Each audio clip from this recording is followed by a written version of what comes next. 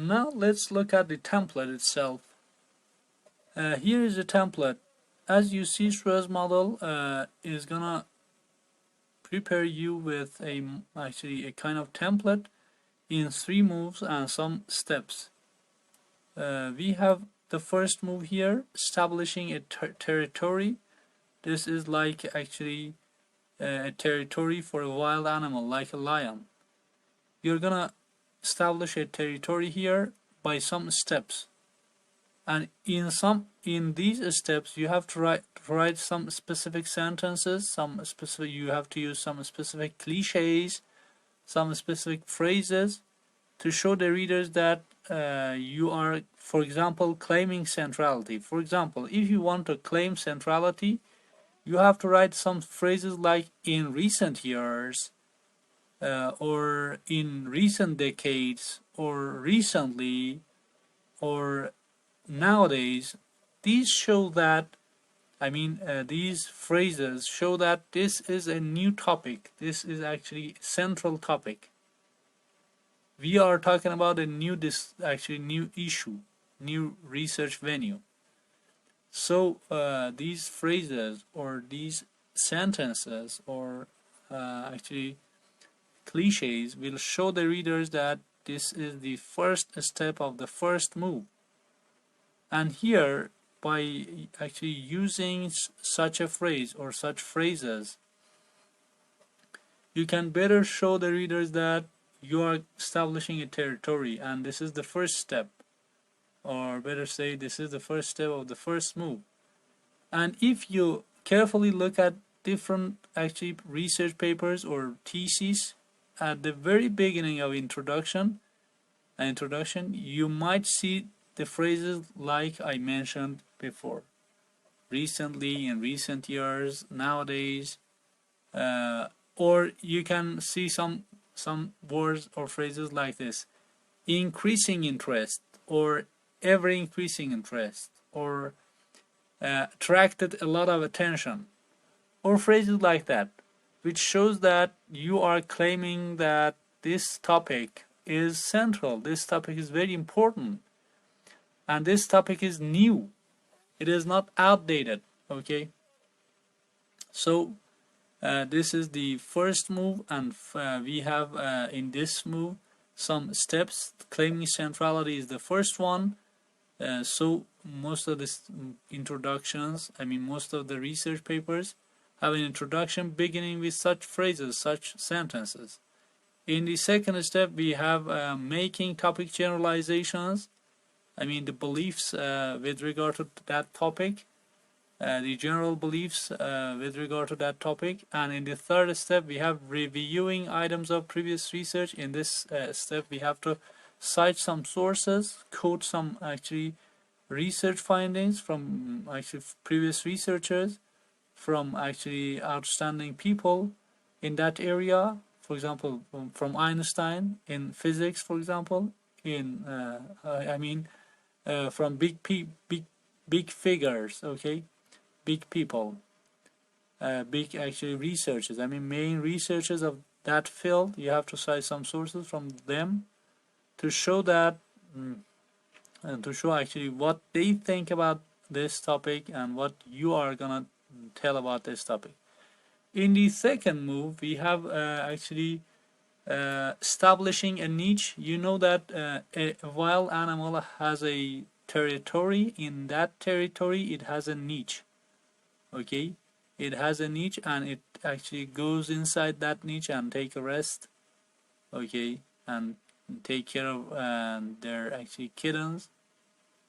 So in the second step, in the second move, we have some steps, but we can use only one of them, either A, B, C, or D.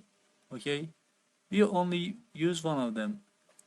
In this move, we can counterclaim. We can say that most people believe that A is correct, but I believe that B is correct. So I can counterclaim here, or I can use indicating gap technique. Here we can say that most of the people have worked on that, for example A, and none of the researchers has worked on actually B. So I'm gonna show that the gap here.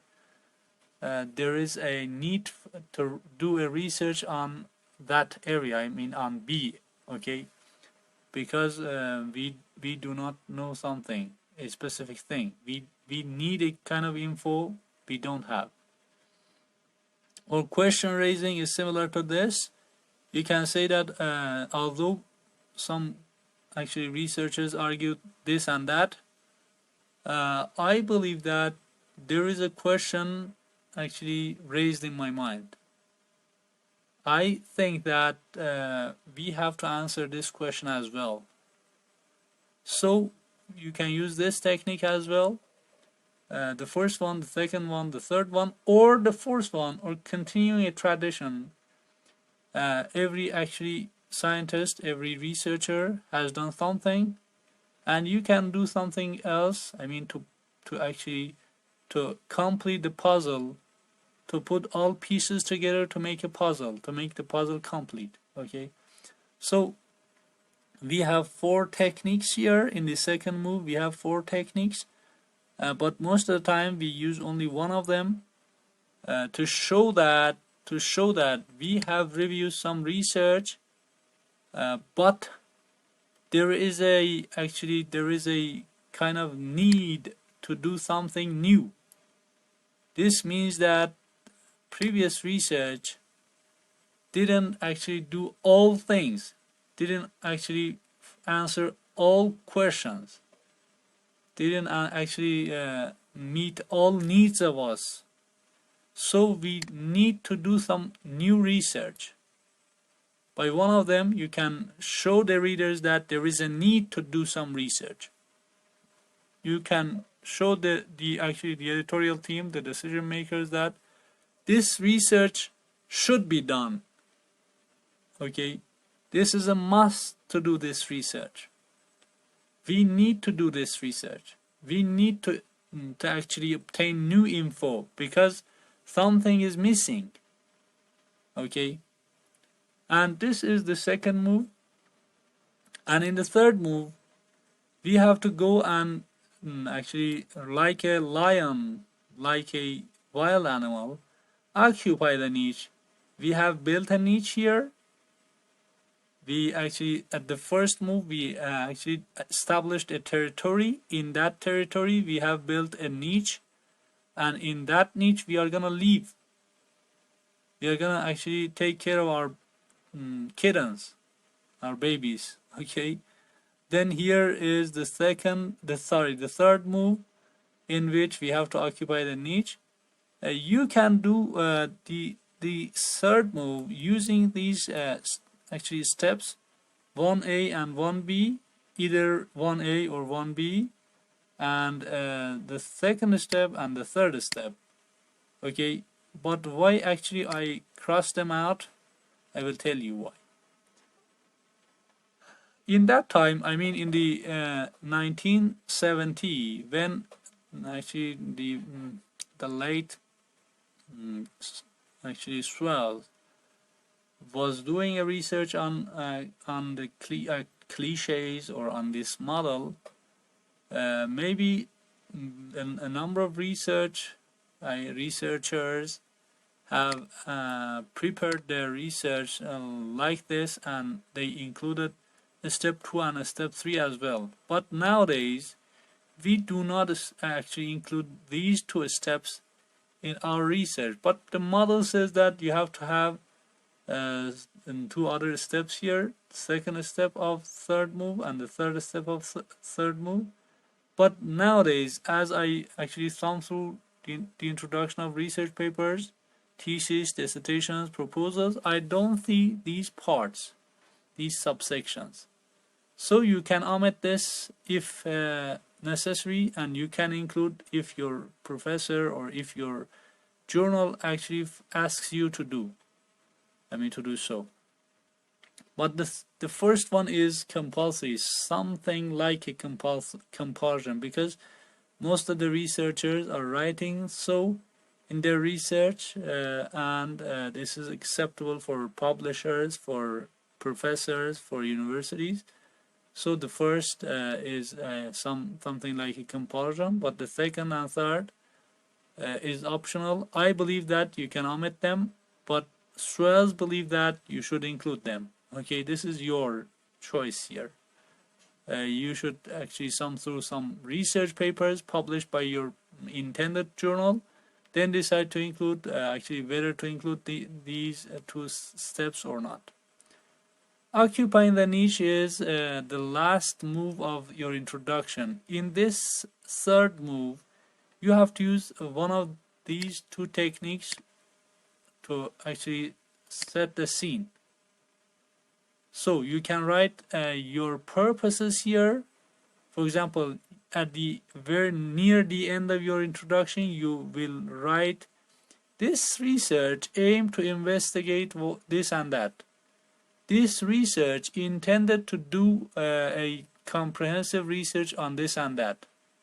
I mean, phrases, cliches like that can help you show that you are outlining your purposes and you are occupying the niche.